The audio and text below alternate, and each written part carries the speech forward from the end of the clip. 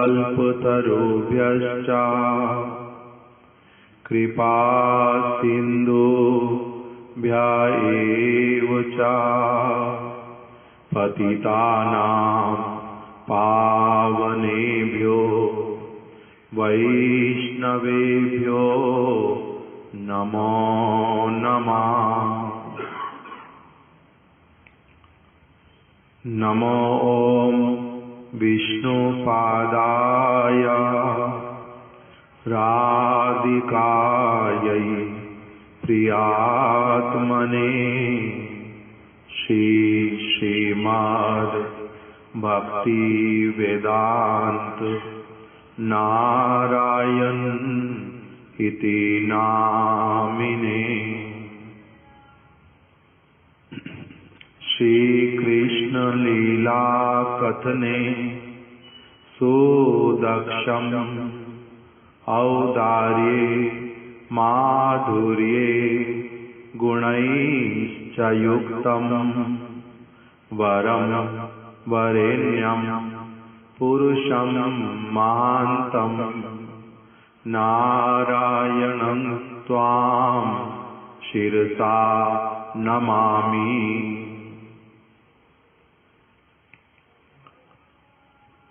श्री चैतन्य मनोभीष्टं स्थापितं येन भूतले स्वयं रूपा कदा मह्यं ददाति स्वापदान्तिकम्।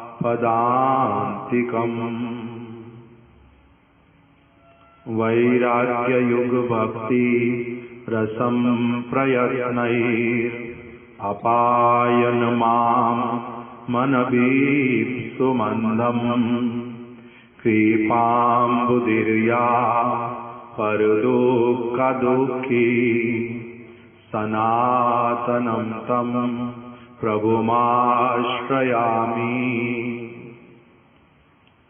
श्रीकृष्ण चैतन्य प्रभु नित्यानंदा श्री अद्वैत गदाधर श्रीवासादि गौर भक्त वृंदा। हरे कृष्णा कृष्णा कृष्णा हरे हरे हरे राम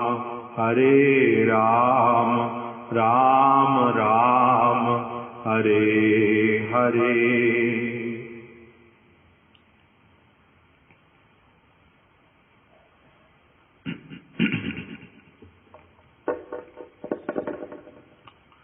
आचार्य केशरी श्रीमद् भक्ति प्रज्ञान केशव गोस्वामी महाराज। इस ग्रंथ में से हम लोग जीव का स्वरूप इस विषय को हम लोग श्रवण कर रहे हैं। इसमें इको है, इको कम करो तो।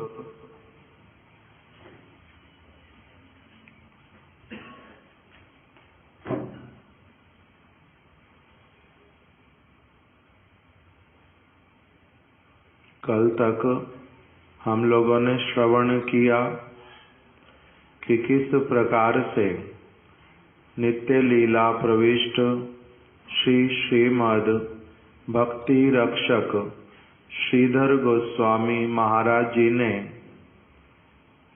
श्री भक्ति विकास ऋषिकेश गोस्वामी महाराज जी के प्रश्न का अथवा उनकी जो शंका उसका समाधान करते हुए उन्होंने बतलाया कि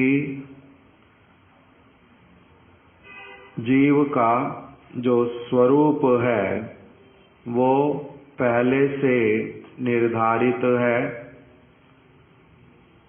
उसकी सेवा, उसका नाम, उसका लिंग, उसका आकार, ये सारा कुछ पहले से ही निश्चित है।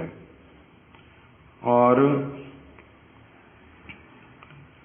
जीव का चिन्मय स्वरूप जो है वो केवल माया द्वारा आच्छादित होता है, किंतु भगवद कृपा से साधु संग प्राप्त होने पर और फिर भजन करते करते जब माया की निवृत्ति हो जाती है और शुद्ध जीव का जो स्वरूप वो प्रकटित होता है, तो वो बिल्कुल वैसा ही होता है जैसा कि गठन के समय में भगवान ने उसको बनाया था, वो प्रकटित हो जाता है। उदाहरण जो हम लोगों ने बार बार सुना, जल का।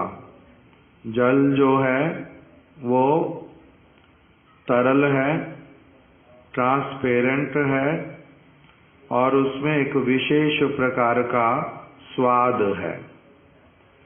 वही जब बर्फ बन गया, उसका सब कुछ परिवर्तित जैसा दिखाई देने पर भी जिस दिन वो फिर से बर्फ से वो जब गर्मी को प्राप्त करके क्या बन जाएगा, जब जल बनेगा तो वो बिल्कुल वैसा ही होगा जैसा वो पहले था। इसी प्रकार से जीव के ऊपर से माया का आवरण हटने पर, ये माया का आवरण हटेगा कैसे? साधु संग उसमें क्या है? अपरिहार्य घटक है। अपरिहार्य मतलब जिसके बिना संभवपर नहीं है, जिसके बिना संभवपर नहीं है।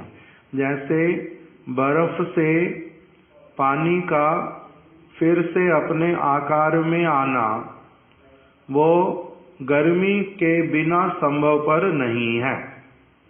गर्मी जो है वो चाहिए, ताप जो है वो चाहिए, ताप मिलेगा, बर्फ जो है वो पानी बनेगी, पानी का अपना जो स्वरूप तरलता, ट्रांसपेरेंट होना, वो प्रकटित हो जाएगा। उसी प्रकार से जीवात्मा का अपना जो स्वरूप के स्वरूप में जो सेवा है, स्वरूप में जो नाम है, स्वरूप में जो गुण है, वो प्रकटित हो जाएंगे उस जीव के, जिसको क्या मिल जाएगा? साधु संग। साधु संग मिलेगा, ये भजन करेगा, माया का आवरण दूर होएगा, इसका अपना पूर्ण स्वरूप प्रकटित हो उठेगा। निर्मल स्वच्छ जैसा था पूर्ण रूप में, वैसे का वैसे ही ये प्रकटित हो जाएगा।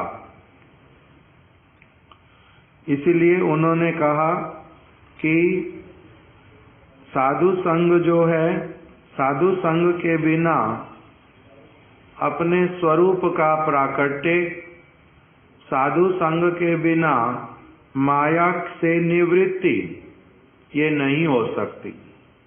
इसलिए साधु संग क्या बता दिया? अपरिहार्य, जिसको बीच में से हटाया नहीं जा सकता।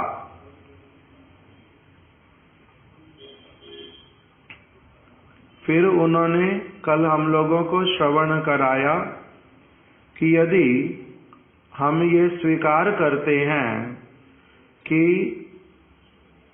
साधु संग के अनुरूप ही एक व्यक्ति का जो स्वरूप है वो परिवर्तित हो जाएगा, तो फिर ऐसा स्वीकार करने से बड़ी सारी विसंगतियां आती हैं।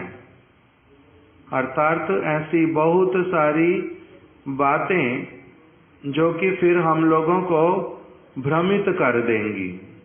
बहुत सारे और प्रश्न उदित हो जाएंगे और फिर उन प्रश्नों का समाधान भी ठीक ठीक रूप में नहीं मिलेगा। जैसे उन्होंने कल उदाहरण से हम लोगों को समझाया कि श्रीमन महाप्रभु या उनके परिकरों के संग से भी अनुपम गोस्वामी और मुरारी गुप्त का हृदय नहीं बदल सका।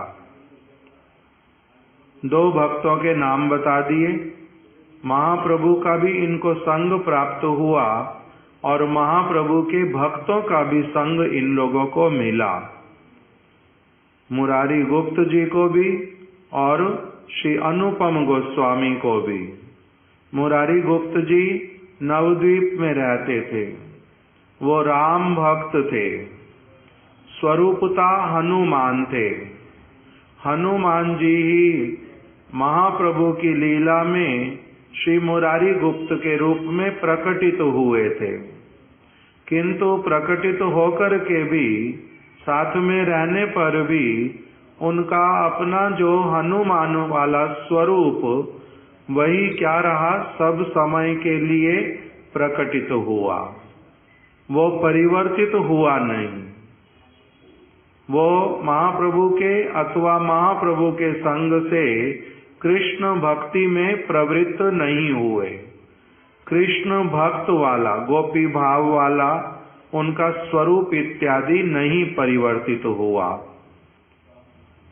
अनुपम गोस्वामी जी को भी महाप्रभु का भी संग मिला और रूप गोस्वामी, सनातन गोस्वामी इत्यादि का भी संग मिला, किंतु उनका भी, क्योंकि उनका स्वरूप राम के भक्ति में है, इसलिए उनका भी स्वरूप परिवर्तित नहीं हुआ।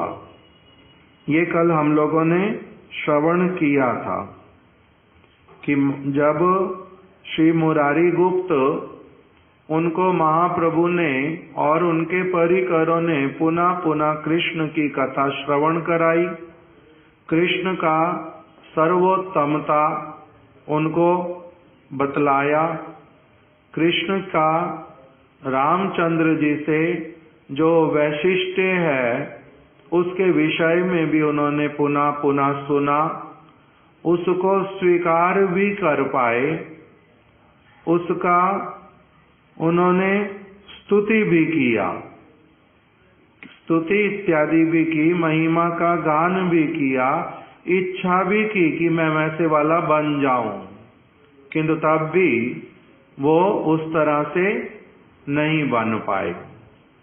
और उन्होंने महाप्रभु की बात को सुन के बार बार संकल्प भी किया कि मैं कल से कृष्ण की भक्ति करूंगा, कृष्ण का मंत्र जप करूंगा, किंतु संकल्प करने पर भी वो नहीं कर पाए। और उन्होंने चैतन्य महाप्रभु के समक्ष अपना दुख व्यक्त किया। क्या कहा कि मैं एक ओर से भगवान रामचंद्र के चरणों का भजन नहीं छोड़ सकता और दूसरी ओर आपके वचन को नहीं मान पाने के कारण मैं बड़ा दुखी हूँ, मेरा मर जाना ही अच्छा है।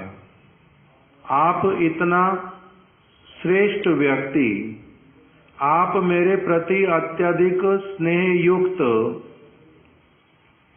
और साथ ही साथ में परम सत्य को बतलाने वाले, कृष्ण की भक्ति मेरे से करवाने में आपका अपना कोई स्वार्थ नहीं है और आप वास्तविक सत्य के दृष्टा हैं, आप परम सत्य बात ही कह रहे हैं, किंतु सब कुछ कहने पर भी, आपकी सारी बात को समझने पर भी मैं उसका पालन करने में असमर्थ हो रहा हूं, इसके कारण बड़ा दुखी हूं। इसके कारण मैं बड़ा दुखी हूं। तब महाप्रभु ने उनको क्या कहा? महाप्रभु ने उनको गले से लगा लिया और उनको कहा कि तुम्हारा जीवन धन्य है, तुम श्री रामचंद्र के नित्य परिकर हो। तुम जैसे उनकी सेवा कर रहे हो, तुम्हारे लिए वही श्रेष्ठ कर है, वही बहुत अच्छा है। तुम्हारे भावों को जानकर मुझे बड़ी प्रसन्नता हुई। तो अभी महाप्रभु ने भी इस वस्तु को स्वीकार किया कि इनका स्वरूप जो है वो क्या है? भगवान रामचंद्र के नित्य परिकर के रूप में है। तो इसीलिए ये चाहने पर भी, मेरे चाहने पर भी, अन्य भक्तों के चाहने पर भी इनके स्वरूप में परिवर्तन नहीं होगा, इनके स्वरूप में परिवर्तन नहीं होगा। और ये अपने स्वरूप में, इनका जो नित्य स्वरूप, उसी के अनुरूप ही सारा कुछ कर रहे हैं। ये तो परम आनंद की बात है।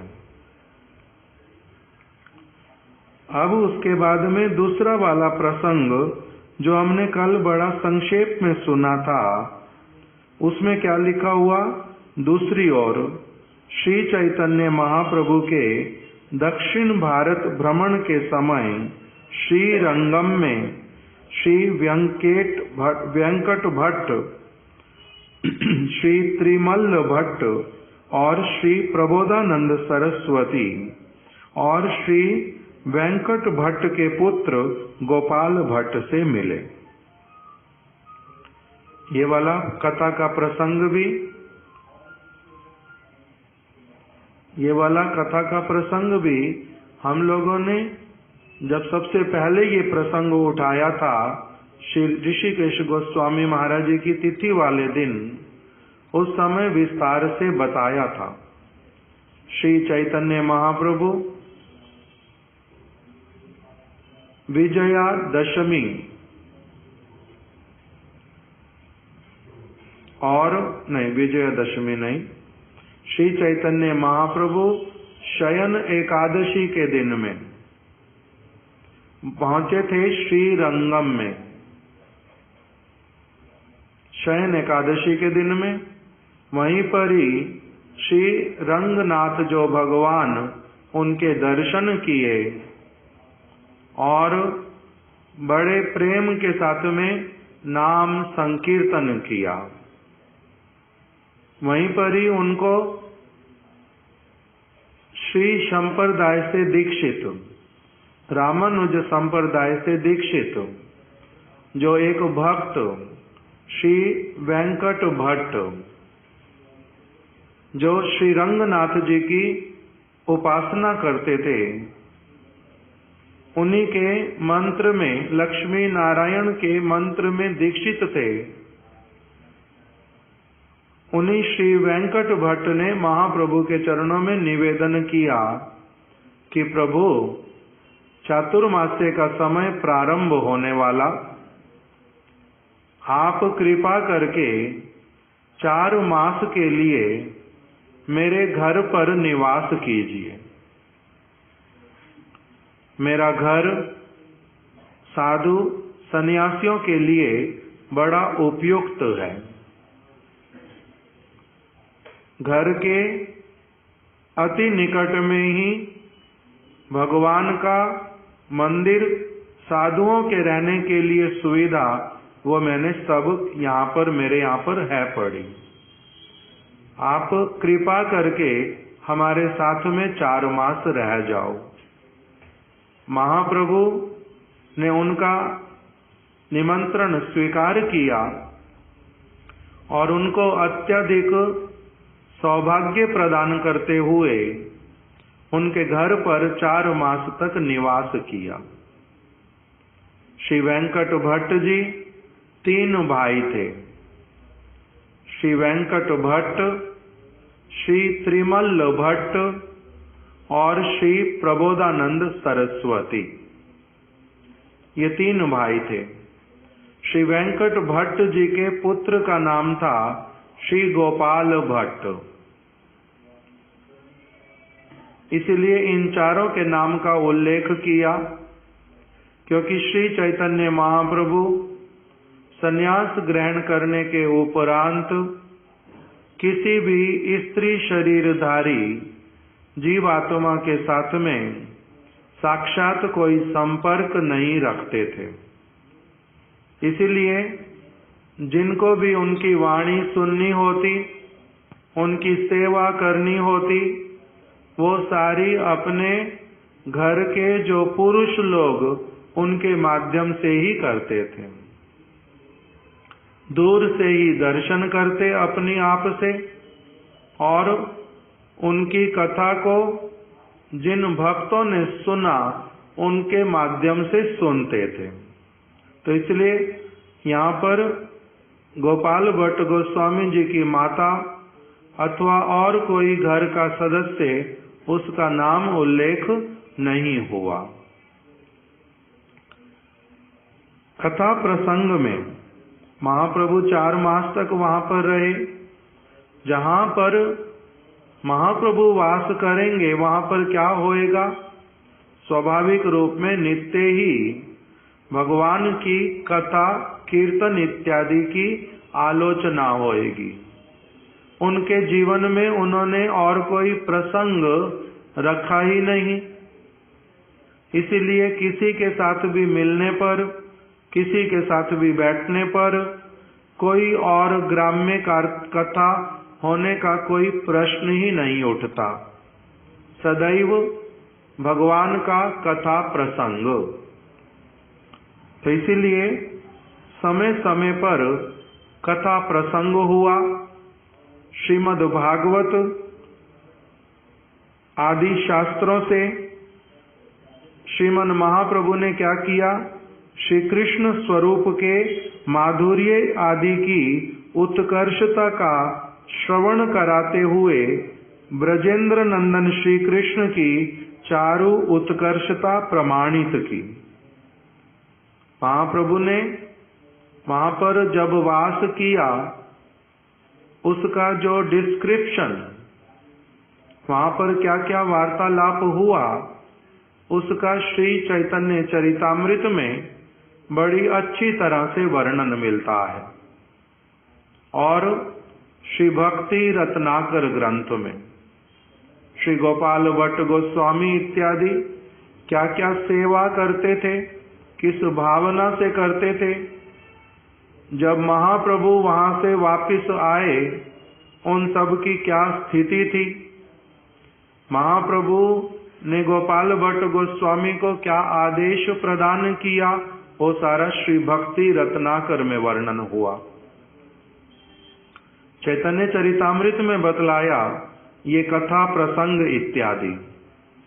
एक दिन महाप्रभु ने राम नाम और विष्णु के सहस्त्र नाम, नारायण नाम, राम नाम और कृष्ण नाम, इसका तुलनात्मक जो विचार उसको वहां पर प्रस्तुत किया। विष्णु सहस्त्र नाम अर्थात 1000 भगवान विष्णु के नाम, जिसमें कौन कौन से नाम आते हैं? नारायण, जो अजामिल ने गान किया था, बोला था नारायण नारायण, पुत्र को पुकारा था। विष्णु सहस्त्र नाम में से वो एक नाम है। सहस्त्र मतलब 1000। भगवान विष्णु के 1000 नाम जहां पर एकत्रित करके बोले गए हैं, उसका नाम है विष्णु सहस्त्र नाम। ये एक ग्रंथ भी है, ग्रंथ ही है विष्णु सहस्त्र नाम।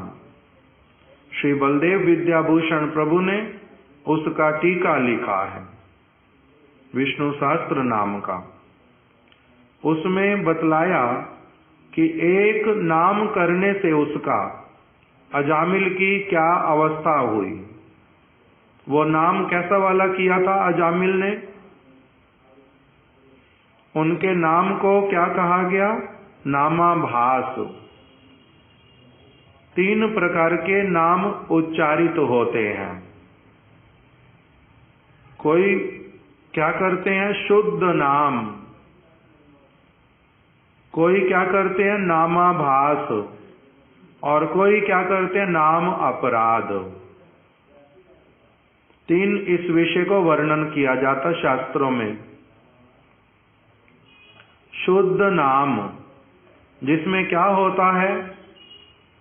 नाम जो वस्तु है उसको उसी प्रकार का मर्यादा, उसी प्रकार का गुरुत्व, उसी प्रकार की भावना, उसी प्रकार की सेवा, उस प्रकार की जो शुद्ध हृदय के साथ में,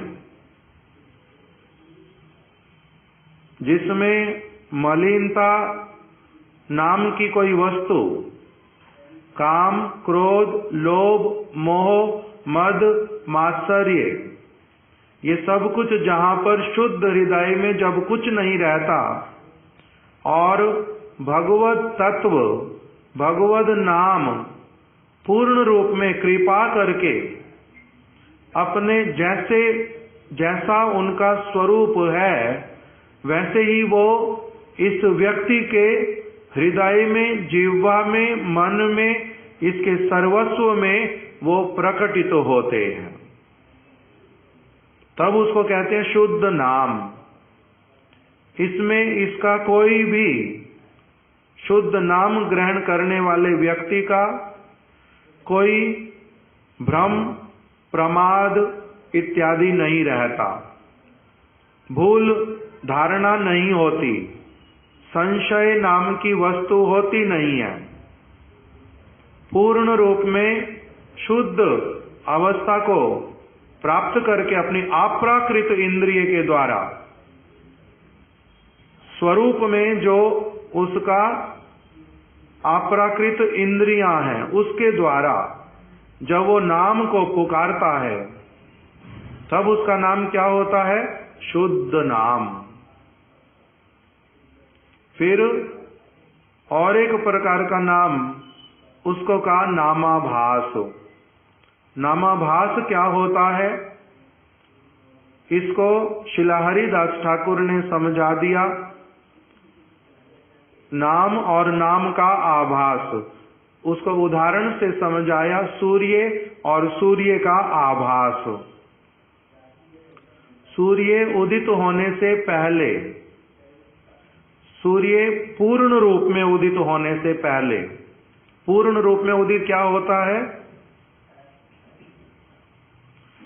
सूर्य का पूरा डिस्क जो है उसका पूर्ण रूप में आंखों के सामने आ जाना, उसको कहते हैं सूर्य का उदय होना। अगर पूरी डिस्क सामने नहीं आती नेत्रों के, अभी कुछ कुछ सूर्य दिखाई दे गया, उसको सूर्य उदय नहीं कहते। इसलिए जब लिखा रहता एकादशी में पारण करना है सूर्य उदय के बाद और इतने समय तक, तो सूर्य उदय का अर्थ क्या होता है? आपको अपनी आंखों से सूर्य जो है पूरी डिस्क के रूप में जिस समय दिखलाई देने लगे उसको कहते सूर्य उदय। तो ये तो हो गया सूर्य, सूर्य उदय। किंतु सूर्य उदय से बहुत पहले से ही सूर्य के उदय होने का आभास मिलने लगता है कि सूर्य जो है उदित होने वाले हैं। कैसे पता चलता आभास का? अंधकार छटना शुरू होता है, कुछ कुछ जो प्रकाश है धुंधला भले ही वो प्रकटित होना प्रारंभ हो जाता है। वो आभास जो है बिल्कुल थोड़े से पांव फटने के साथ प्रारंभ होता है और होते होते जब तक सूर्य पूर्ण रूप में उदित नहीं होते तब तक की सारी अवस्थाएं जो हैं उन सबको क्या कहा जाता है? नामाभास, सूर्याभास। तो इसी प्रकार से जब शुद्ध नाम उदित होने वाले हैं, शुद्ध नाम उदित होने वाले हैं, उससे पहले उसके कुछ लक्षण, उसके कुछ प्रभाव वो दिखलाई पड़ने लगते हैं। उसी को क्या कहते हैं? नाम का आभास। उसमें एक व्यक्ति के अपराध कोई नहीं रहते, अपराध नहीं रहते, अपराध भय वाली वस्तु, अपराध नहीं रहते। अर्थात नामाभास उस व्यक्ति के मुख से उच्चारित होता है जिसका 10 प्रकार का नाम अपराध कोई नहीं होता। उसको कहते नामाभास। और तीसरा जो नाम है उसको कहते नाम अपराध। उसमें क्या होता है?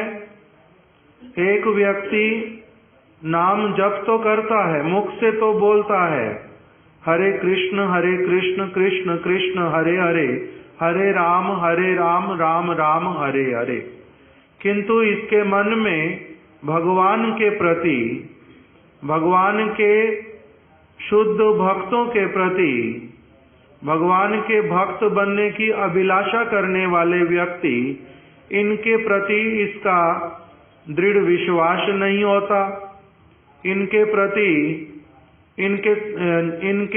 इनमें दोष बुद्धि करता है, सत्य वस्तु में संशय होता है। किस कारण से?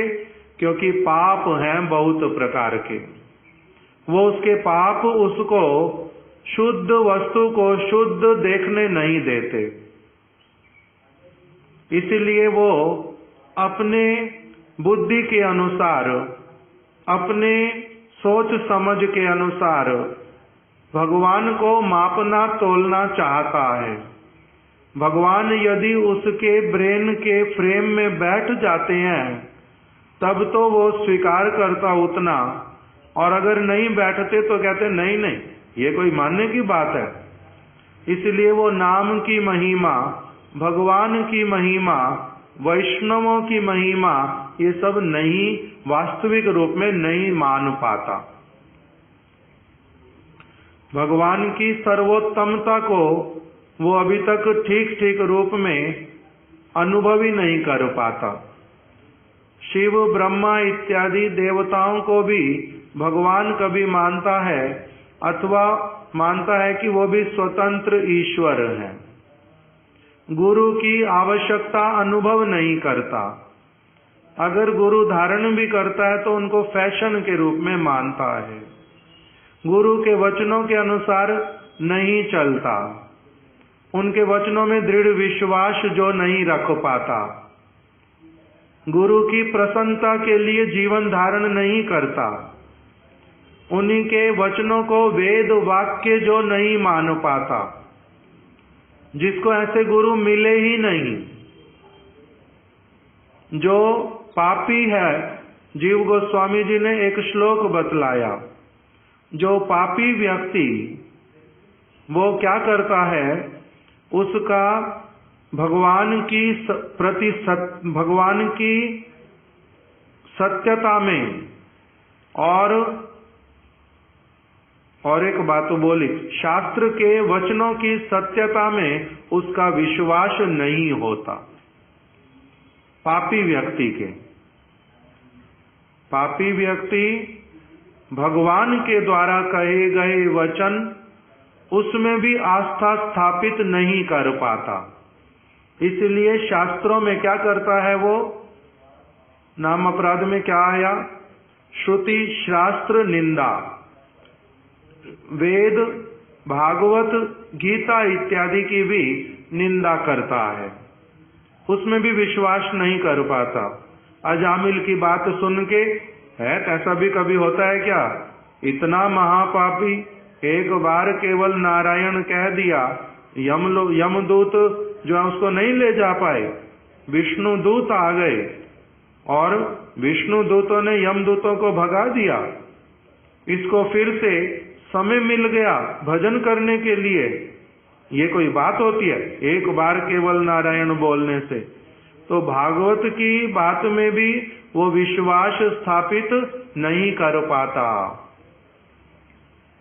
वो क्या कहता है कि जो बताया गया ये नाम का महिमा अजामिल के उपाख्यान से, ये जो है क्या है, ये केवल अति स्तुति है, फालतू में बोलते गए। जैसे एक लड़का एक लड़की के प्रति आकर्षित, उसको कहा कि इस लड़की की महिमा गान करो, तो वो उस लड़की की जो सत्यता नहीं है, उसकी महिमा नहीं है, जो वो भी बढ़ा चढ़ा करके बोली जा रहा है। तो इसी प्रकार से शास्त्रकार जो हैं, वेद व्यास इत्यादि अथवा भगवान, उन्होंने अपनी आप ही अपने नाम की, अपनी गोपियों की, अपने स्वरूप की बहुत अधिक प्रशंसा कर दी है, इसलिए वो उसके ऊपर आस्था नहीं कर पाता। भगवान के नाम की अगाध महिमा श्रवण करते हुए भी पाप क्रिया को करने के दुष्परिणामों की स्वतंत्रता करके जीवन यापन करने की दुरावस्था, इसके विषय में सारा कुछ सुनने पर भी अच्छी तरह से फिर भी पापों को छोड़ नहीं पाता, दूसरों को कष्ट देने से पीछे नहीं हटता और भगवान के नाम की अगाध महिमा श्रवण करके भी उसमें पूर्ण रूप से नियुक्त नहीं हो पाता, उसके ऊपर विश्वास नहीं कर पाता। वो मेरी रक्षा करेंगे इसको विश्वास होता नहीं, उससे मेरा पालन हो जाएगा विश्वास होता नहीं, वही मेरी सदगति को प्रदान करेंगे ये विश्वास होता नहीं, वो स्वयं भगवान ही हैं ये विश्वास होता नहीं। इसलिए माला हाथ में लेकर के भी, भगवान का नाम बोलने पर भी मन उसका कहीं और ही रहता है। इन अटेंटिव चैंटिंग, वो अटेंटिव चैंटिंग नहीं करता। मन को सचमुच में कि मेरे को और जगहों से हटाना है, अभी मन को मेरे को इसी में लगाना है, ऐसी चेष्टा नहीं करता। जो इस प्रकार से, जिस किसी प्रकार से अवहेलना पूर्वक नाम का जैसा गुरुत्व देना चाहिए, जैसे भगवान अगर प्रकटित हो जाएं, उनके पास में कैसे अपना समय देना चाहिए, कैसे उनके आदर उनका करना चाहिए, कहाँ उनको बिठाना चाहिए, कैसे उनको प्रार्थना करनी चाहिए, कैसे उनके वचनों को बड़े ध्यान से सुनना चाहिए कि मेरे को ना जाने कितनी देर के लिए ये मिलेगा वचन, उसमें अगर असावधानी बरती तो मेरा क्या होगा, कितना बड़ा हानि होगा। इस प्रकार से नहीं लेकर के जो इन अटेंटिव चैंटिंग करते हैं, शास्त्र में विश्वास नहीं रखते, शास्त्र की बातों को सोचते हैं बड़ा चढ़ा करके लिखा है, गुरु में आस्था नहीं कर पाते, वैष्णवों की निंदा करते हैं, इस प्रकार के भगवान को ऑटोक्रेट नहीं मान पाते, ऐसे जो लोग, उनके मुख से जो उच्चारित नाम, उसका नाम क्या होता है? नाम अपराध। तो ये महाप्रभु ने उनके साथ चर्चा की, किनके साथ बैठ करके? श्री वेंकट भट्ट, श्री त्रिमल्ल भट्ट, श्री प्रबोधानंद सरस्वती, श्री गोपाल भट्ट गोस्वामी, उनके साथ बैठ करके चर्चा की। नामा अपराध क्या है, नामाभास क्या है और शुद्ध नाम क्या है। नामाभास में अजामिल का एक नामाभास हुआ था।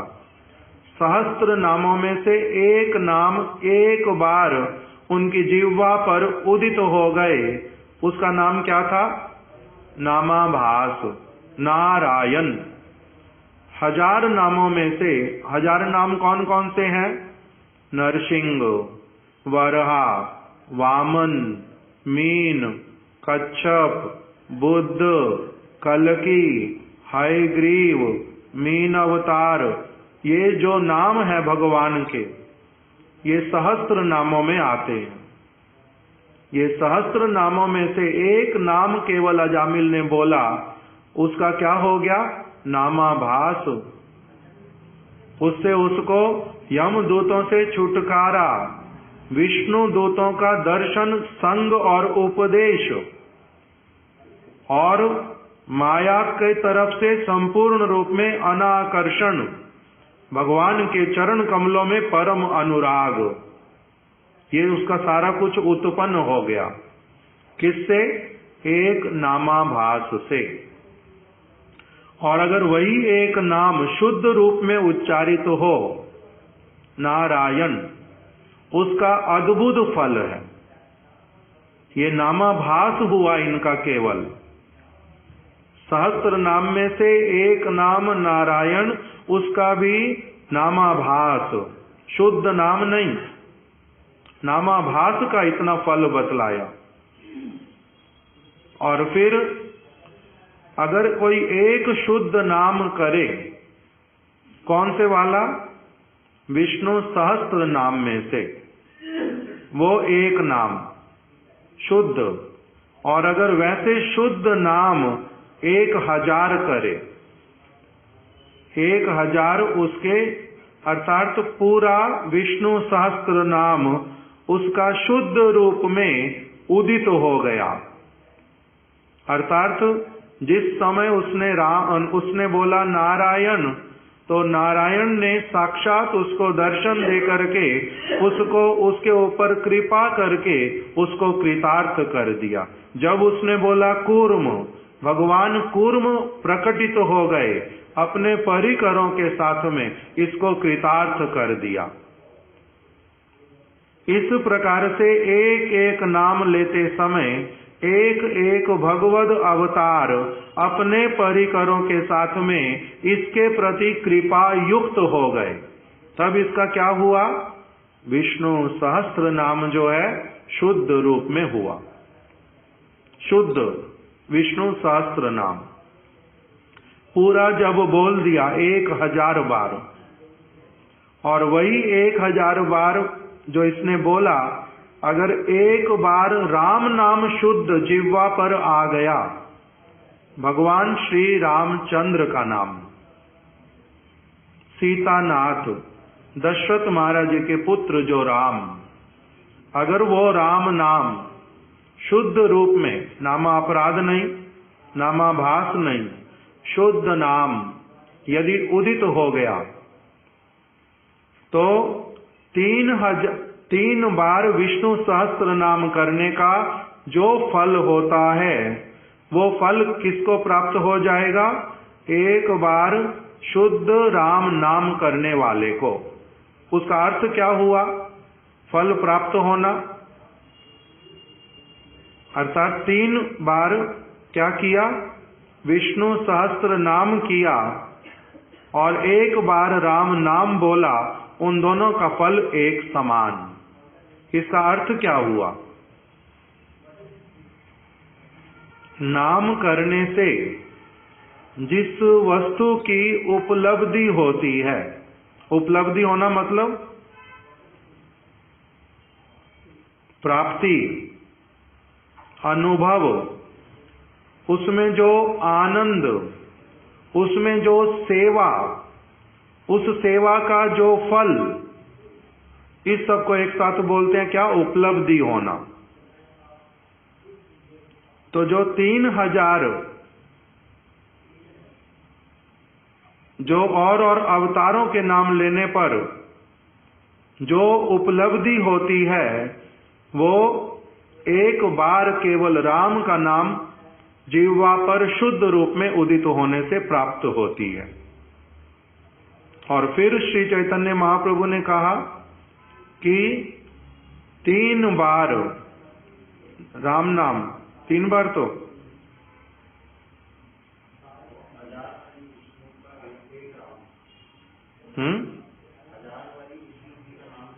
एक मतलब कि एक सहस्त्र, विष्णु सहस्त्र नाम एक बार बोलने से, विष्णु सहस्त्र नाम एक बार बोलने से एक राम नाम के समान, और 3 बार राम नाम बोलेंगे तो वो होगा एक कृष्ण नाम के समान, अर्थात 3000 विष्णु के नाम एक कृष्ण नाम के समान, और 1000 विष्णु के नाम एक राम नाम के समान। इस प्रकार से श्री चैतन्य महाप्रभु ने वहां पर प्रमाण दिया चैतन्य चरितामृत में, शास्त्रों के श्लोकों को बोल करके ये वाला सारा बात महाप्रभु ने स्थापित किया। तो इसलिए कृष्ण नाम का महिमा वहां पर स्थापित किया। वेंकट भट्ट जी इत्यादि ने सुना और फिर कृष्ण के स्वरूप के विषय में महाप्रभु ने वहां पर वर्णन किया।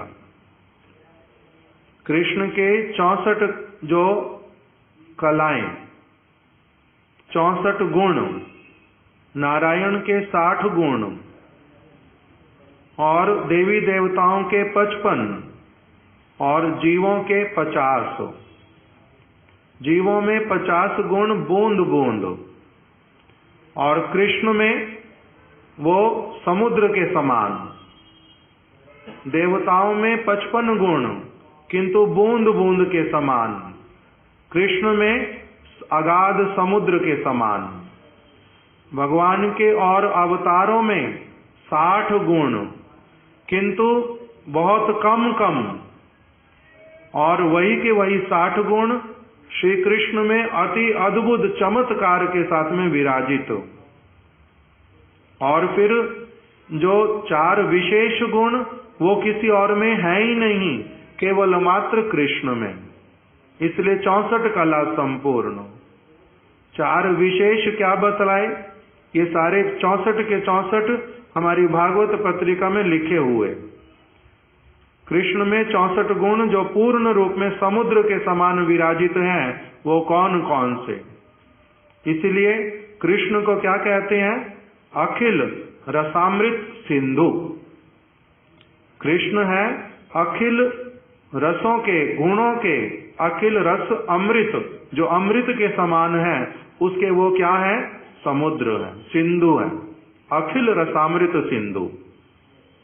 उनमें सारे गुण अथाह समुद्र की भांति विराजित हैं।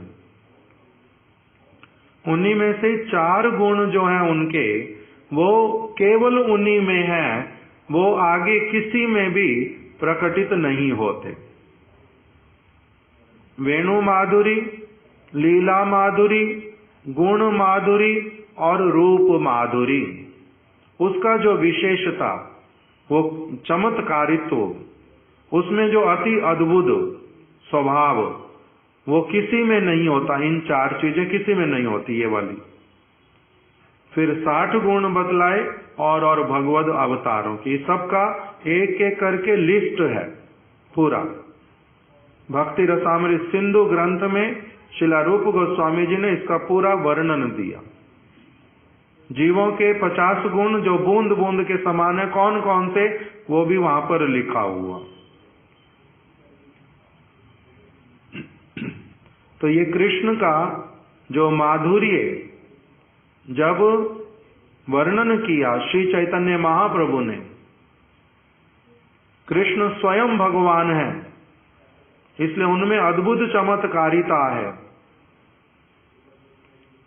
बल के अनुसार, शक्तियों के अनुसार सारे भगवद अवतार सर्वशक्तिमान होने पर भी कृष्ण रस के दृष्टिकोण से उनमें अद्भुत चमत्कारिता है, जो राम में नहीं है, नारायण में नहीं है। नारायण भी भगवान, राम भी भगवान। इसलिए शास्त्र में दो शब्द बोल दिए, तत्वता सारे भगवान एक हैं। तत्वता मतलब तत्व की दृष्टि से सारे भगवान एक हैं, किंतु रस की दृष्टि से उनमें क्या है? स्पेशलिटी है, वैशिष्टता है। जैसे एक व्यक्ति जहां पर बिल्कुल कंफर्टेबल है, पूरी तरह से निश्चिंत, बड़े प्रेम के साथ में अपने घर में विहार कर रहा है, विचरण कर रहा है, खा रहा है, पी रहा है, बोल रहा है, बातचीत कर रहा है, और जिस समय जिस चीज की आवश्यकता होती है वही प्रकटित करता है, उस समय उसका जो व्यक्तित्व वो पूर्ण रूप में लक्षित होता है। और वही व्यक्ति कहीं कहीं पर जब संकुचित होता है, कोई बाहर से आ गया घर में अथवा ये बाहर गए, तो उस समय इनके अपने स्वभाव में, बातचीत करने में, वस्त्रों इत्यादि को पहनने में या खाने पीने की आदतों में जहां पर कुछ थोड़ा सा भी संकोच प्रारंभ होता है, वहीं पर ही ये दूसरी पर्सनैलिटी कहलाते हैं, दिखलाई देते हैं।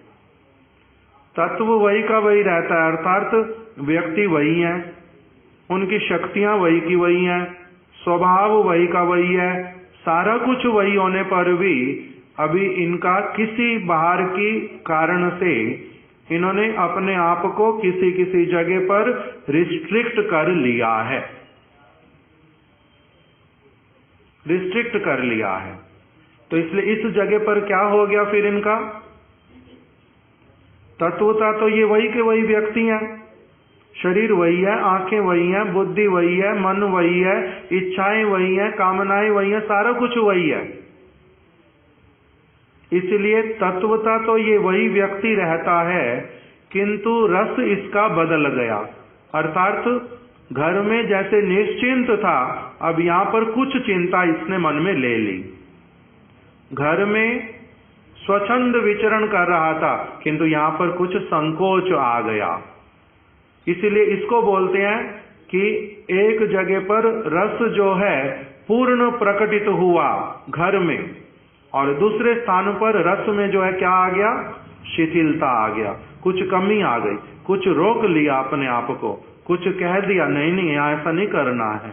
तो इसलिए रसगत विचार से तत्वता तो भगवान एक ही, राम, नरसिंह, वामन, वराह, कृष्ण, तत्वता एक ही, किंतु शक्तियां भी सब में एक समान। किंतु कृष्ण के रूप में वहां पर क्या है? रस का अति उत्कर्षता विराजमान है। कहीं पर थोड़ा कोई संकुचित होता उसका नाम राम, कहीं पर और थोड़े संकुचित होते उसका नाम नरसिंह, कहीं पर और अधिक संकुचित हुए उसका नाम वराह, कहीं पर और अधिक संकुचित हो गए उसका नाम कूर्म। तो जहां पर जितना अधिक संकुचित होते जाते हैं उनके नाम अलग पड़ते जाते हैं। किंतु ब्रज में ब्रजेंद्र नंदन कृष्ण वहां पर पूरे रस के साथ में, उत्कर्ष के साथ में विराजमान, वहां किसी प्रकार का कोई भी संकोच कुछ भी नहीं, अपना परिपूर्ण रूप में माधुर्य के साथ में प्रकटित। इसलिए उनका नाम वहां पर क्या होता है? 64 कला संपूर्ण। ये रस का विराज वहां पर नित्य प्रति अत्यधिक अद्भुत स्वरूप में प्रकटित होते रहना, विस्तरित होते रहना, आस्वादन होना और कराना सब समय चलता रहता है। इसलिए श्री कृष्ण जो हैं उनमें अद्भुत माधुर्य है। ये जब महाप्रभु ने सारा सुनाया उन लोगों को, तो उनका चित्त जो है फिर राधा रानी की महिमा सुनाई। लक्ष्मी की महिमा राधा रानी की महिमा के सामने कितनी छोटी है, लक्ष्मी जो है वो राधा रानी की अवतार हैं। उमा, रमा, सत्या, शची, चंद्रा, रुक्मिणी, राधा अवतार सब आमनाए वाणी। ये वेदों की वाणी है। ये आमनाए वाणी अर्थात शुद्ध गुरु परंपरा से चली आ रही वाणी है। ये निर्भूल वाणी है, परम सत्य वाणी है। उसमें क्या है? उमा पार्वती, रमा लक्ष्मी, उमा रमा सत्या सत्यभामा द्वारिका में, उमा रमा सत्या शची इंद्र की पत्नी इंद्राणी, उमा रमा सत्या शची चंद्रा चंद्रावली, उमा रमा सत्या शची चंद्रा रुक्मिणी द्वारिका में रुक्मिणी। ये जितने सब देवियों के नाम आते हैं, देवियां मतलब ये भगवद प्रेयसियां, ये सारे के सारे कौन है?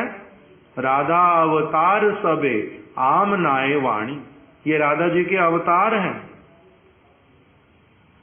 और दूसरी तरह से क्या बताया कि लक्ष्मी जो है उस नारायण के निकट में सब समय रहने पर भी नारायण के चरणों को पलटने का वैकुंठ में सबसे श्रेष्ठ जो हैं भक्त, उनका नाम लक्ष्मी।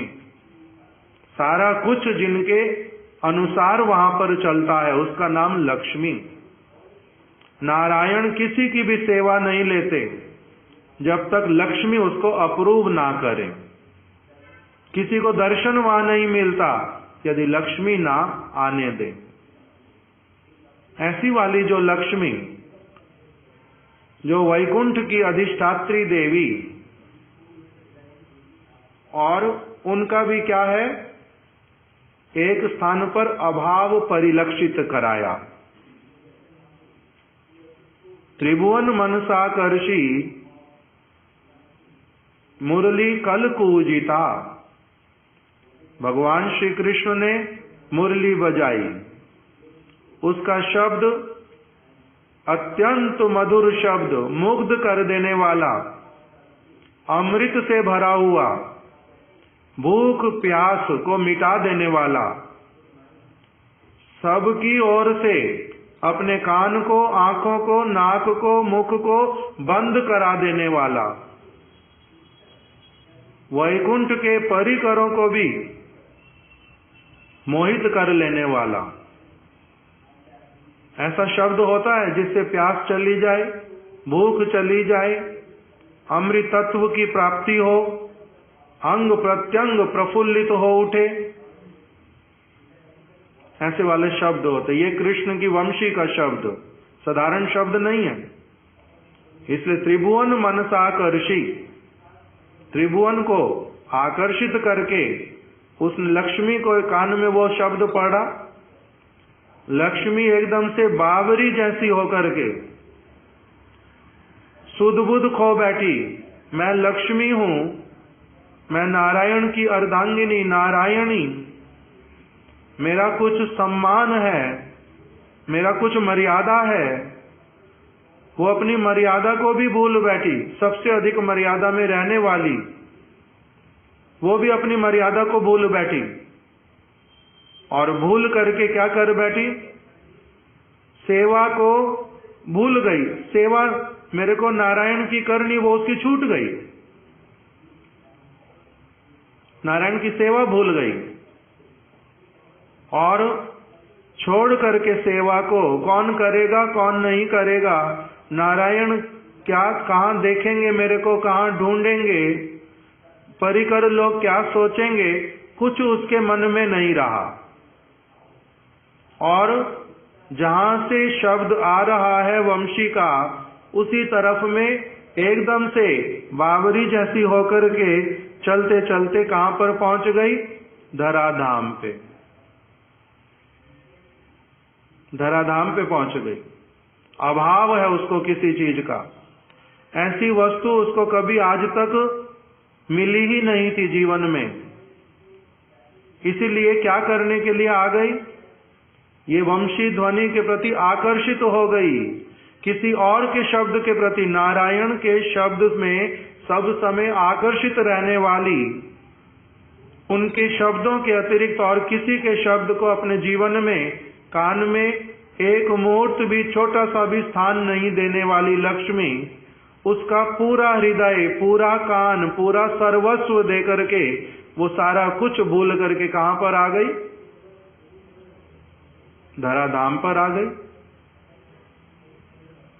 वहीं पर महाप्रभु ने पूछा वेंकट भट्ट जी से, आपकी आराध्या लक्ष्मी ये वंशी की ध्वनि को सुन करके, नारायण को छोड़ करके इस तरफ कृष्ण की तरफ आ गई, इनका दोष हुआ नहीं? आप ऐसी वाली,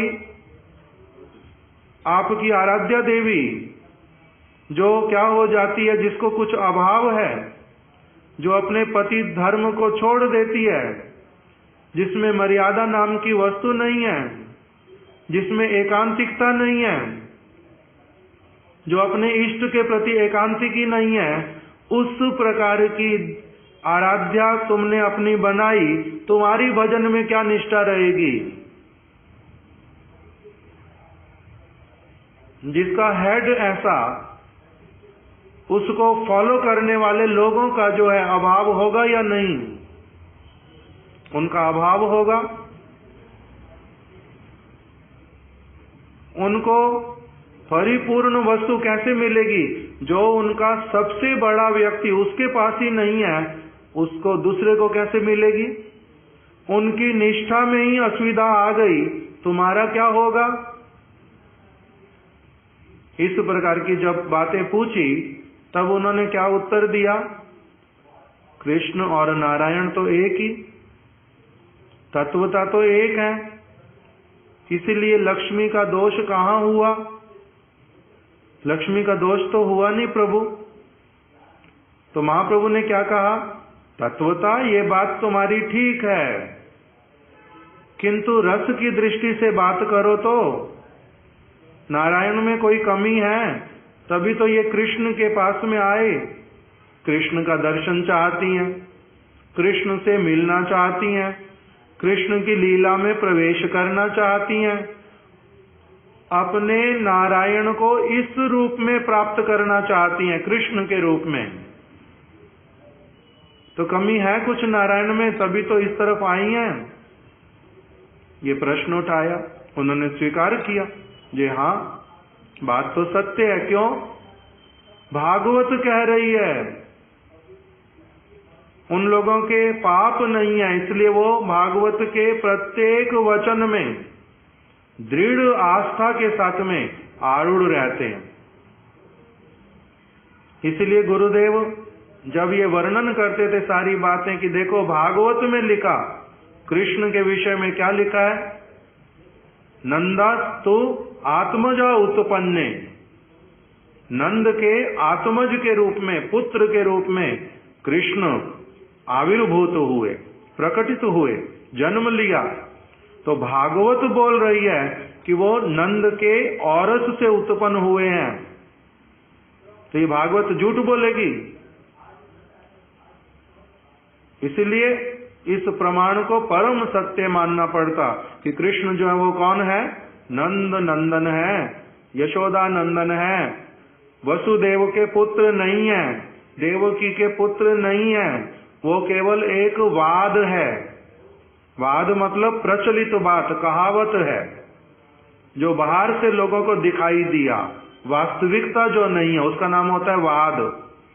देवकी जन्मवादो, भागवत में ही बोल दिया, देवकी जन्मवादो, जिनके विषय में वाद है केवल कि देवकी के यहां पर जन्म लिया, लिया नहीं है। भागवत ने क्या कह दिया? नंदस्तु आत्मज उत्पन्ने, नंद के आत्मज के रूप में उत्पन्न हुए। तो इसी प्रकार से जब महाप्रभु ने ये लक्ष्मी वाली बातें बतलाई तो वेंकट भट्ट जी ने स्वीकार किया साथ साथ में। और जब महाप्रभु ने कहा राधा रानी, ब्रज की गोपियां ब्रज की गोपियों को नारायण दिखलाई दिए। कृष्ण एक दिन नारायण बन के खड़े हो गए। नारायण कभी कृष्ण बन करके नहीं खड़े हो सकते, किंतु कृष्ण नारायण बन सकते हैं। किस लिए? क्योंकि कृष्ण स्वयं भगवान, वो इच्छा करने से नारायण बन सकते, राम बन सकते, वराह, वामन इत्यादि कुछ भी अवतार का जो स्वरूप है वो धारण कर सकते, किंतु राम कभी कृष्ण बन करके नहीं दिखा सकते। कभी नारायण जो है वो कृष्ण नहीं बन सकते, राम कभी कृष्ण बन के नहीं दिखा सकते। क्यों? क्योंकि कृष्ण कौन है? स्वयं भगवान। तो इसलिए नारायण ने लक्ष्मी को अपने साथ में रखने के लिए अथवा कभी उनके साथ में परिहास करने के लिए अपना कृष्ण रूप नहीं दिखलाया, वेणु कभी नहीं बजाई, उन्होंने कभी मोर मुकुट धारण नहीं किया, त्रिभंग ललित रूप में कभी नहीं खड़े हुए। ऐसा कभी नहीं होता। किंतु कृष्ण जो है ब्रज में उन्होंने क्या किया? गोवर्धन के बिल्कुल निकट में, गोवर्धन की तलहटी में, अभी जिस गांव का नाम पैठा ग्राम, चंद्र सरोवर के अति निकट, वहीं पर ये कृष्ण ने क्या किया? चतुर्भुज रूप धारण करके खड़े हो गए। गोपियां उनको ढूंढ रही थी वन वन में। गोपियों ने जब देखा तो उन्होंने क्या कहा? नमो नारायण, नमो नारायण। नारायण भगवान को नमस्कार है, प्रणाम, प्रणाम। आपने आज दर्शन दिए, बड़ी कृपा की। क्या कृपा करके हमारे को बता दोगे? हमारे कृष्ण जो है वो आपकी दृष्टि के सामने से इधर उधर कहीं गए हैं, जिस दिशा में गए वो आप क्या बता पाएंगे? जब उन्होंने मुख नहीं खोला, प्रणाम करके अपना आगे बढ़ गई, वो नारायण के प्रति आकर्षित नहीं हुई। नारायण ने शंख चक्र गदा पद्म धारण किया था, चतुर्भुज रूप में दर्शन दिए थे, किंतु गोपियों का उनके प्रति उस प्रकार से कोई भी आकर्षण, कृष्ण से एक मुहूर्त के लिए मन हटना और नारायण की तरफ लगना, ये नहीं हुआ। तब महाप्रभु ने पूछा कि आपकी लक्ष्मी वो नारायण की सेवा को छोड़ के, नारायण की बात को भुला करके, मर्यादा इत्यादि को ताक पर रख करके, वो तो वंशी की ध्वनि सुन के कृष्ण की ओर आ गई, आकर्षित होकर के। यद्यपि कृष्ण उसको मिले नहीं, किंतु वो तो आई। दूसरी ओर गोपियों को तो नारायण मिल गए थे। मिलने पर भी इन्होंने क्या किया? उनके प्रति आकर्षित हुई नहीं और आगे अपना बढ़ गई। इसी से क्या पता चलता है? फिर क्या बताया? राधा रानी आई। राधा रानी से पहले गोपियों ने तो देखा किसको? चतुर्भुज रूप को। जब राधा रानी आई, गोपियां झुंड की झुंड थी, बहुत सारी गोपियां। जो आगे वाली गोपियां, उनको तो कृष्ण ने नारायण का रूप दिखा दिया, किंतु जब राधा रानी सामने आई, उस समय क्या हुआ? वो अपने चतुर्भुज रूप को रख नहीं पाए। उनके अपने दो हाथ जो हैं, वो अपनी इच्छा नहीं रहने पर भी, भागवत में बताया कि उन्होंने बड़ा प्रयास किया कि मैं अभी चार भुजाओं में जैसे पहले खड़ा था ऐसे ही रह जाऊं, रह नहीं पाए। उनके अपने दो हाथ अपने आप से भीतर में बैठ गए, भीतर में चले गए, और जो नारायण वाला स्वरूप लिया था वो अदृश्य हो गया, और दो हाथों से भी जो उसमें आयुध पकड़े हुए थे, शंख चक्र इत्यादि, वो भी गायब हो गए, वो नहीं रख पाए। इसी से क्या पता चला? राधा रानी की कैसी महिमा है। राधा रानी के सामने आने से अपनी आप ही ये इच्छा करने से भी अपने कृष्ण स्वरूप के अतिरिक्त जो सर्व आकर्षक, सर्व मोहक, सर्वो उत्कृष्ट, अद्भुत चमत्कारिता वाला, उसके वो अपनी आप प्रकटित हो जाता है। जब ऐसे वाला सारा वर्णन सुनाया तब उन्होंने क्या धारण किया?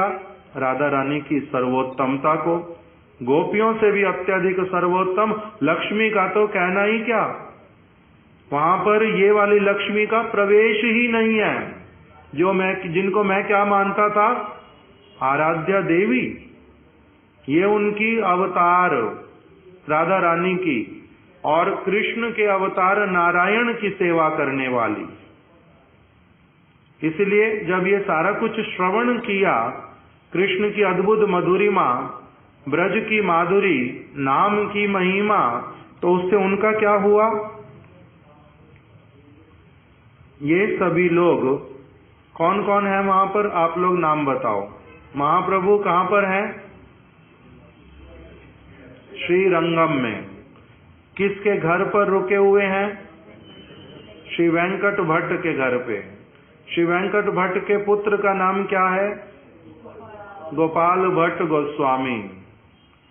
महाप्रभु ने उनको, कितने समय तक महाप्रभु वहां रहे? 4 मास तक। कथा किस किस विषय में हुई मुख्य रूप से? कृष्ण नाम और कृष्ण की सर्वोत्तमता, भगवत्ता, और लक्ष्मी की परिस्थिति, और ब्रज गोपियों का महात्म्य, राधा रानी का महात्म्य, ये सारे विषय चर्चा में आए। वेंकट भट्ट और उनका परिवार, भाई इत्यादि सभी किसके उपासक थे? लक्ष्मी और नारायण के। किस मंत्र में दीक्षित थे? श्री संप्रदाय में जो मंत्र, प्रामाणिक वैष्णव संप्रदाय, उसी में वो लोग दीक्षित थे। किंतु फिर क्या हुआ? अब महाप्रभु से का संग मिल गया। महाप्रभु के संग से उनका लक्ष्मी नारायण का उपासना छूट गया।